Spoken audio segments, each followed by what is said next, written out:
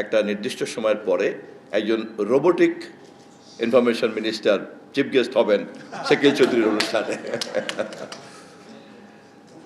তো আমি যেহেতু ওনার সঙ্গে দীর্ঘদিন পরিচিত, জড়িত এবং রাজনৈতিক কর্মী হওয়ার কারণে দেশে এবং বিদেশে এনআরবিদের সঙ্গে দেখা সাক্ষাৎ পরিচয়ের সুযোগ হয়েছে, ফলে আমার নিজস্ব কিছু অভিজ্ঞতাও তৈরি হয়েছে। এবং ব্র্যান্ডিংয়ের ক্ষেত্রে প্রথমেই কিন্তু খুব পরিষ্কার একটা ধারণা আমাদের থাকা দরকার যে আমরা কাদের কাছে ব্র্যান্ডিং করব এবং কি ব্র্যান্ডিং করব। কি ব্র্যান্ডিং করব সেটা কম বেশি আমাদের সবাই জানা আছে। তো সেই ক্ষেত্রে কাদের কাছে ব্র্যান্ডিং করছি, টার্গেটটাকে অফকোর্স ওভারসিজ যারা পার্টনার আছেন তারাই আমাদের ক্ষেত্রে। তো যে অথরিটি গুলির কাছে আমাদেরকে তুলে ধরতে হবে, সেই অথরিটিকে টার্গেট করাটা কিন্তু খুব ইম্পর্ট্যান্ট। সেই অথরিটিকে টার্গেট করা খুব ইম্পর্ট্যান্ট। এবং আমাদের দেশে এই ক্ষেত্রে আমাদের স্বাভাবিকভাবেই আমাদের দেশের মধ্যে আমাদের সম্পদ বলতে বড় সম্পদ হচ্ছে আমাদের কর্মক্ষম জনগোষ্ঠী, পৃথিবীর মধ্যে সবচেয়ে বেশি।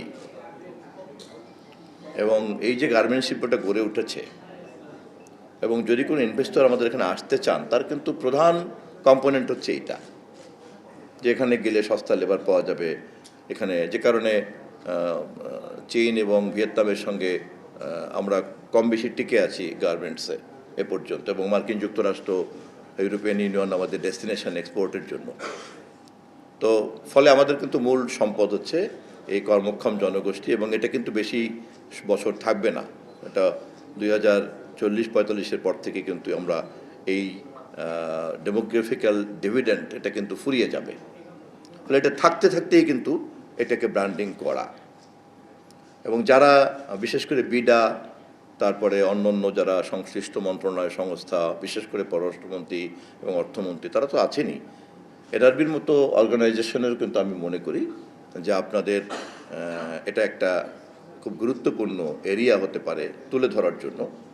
কারণ এটার মধ্যেই ডিপেন্ড করবে আমাদের ভবিষ্যতের ইনভেস্টররা আসবেন, কতটা আসবেন, কেন আসবেন, এবং কী তার সুবিধাটা পাবেন। পৃথিবীতে এত সস্তাতে তো তার উৎপাদনের শ্রমিক তিনি পাবেন না।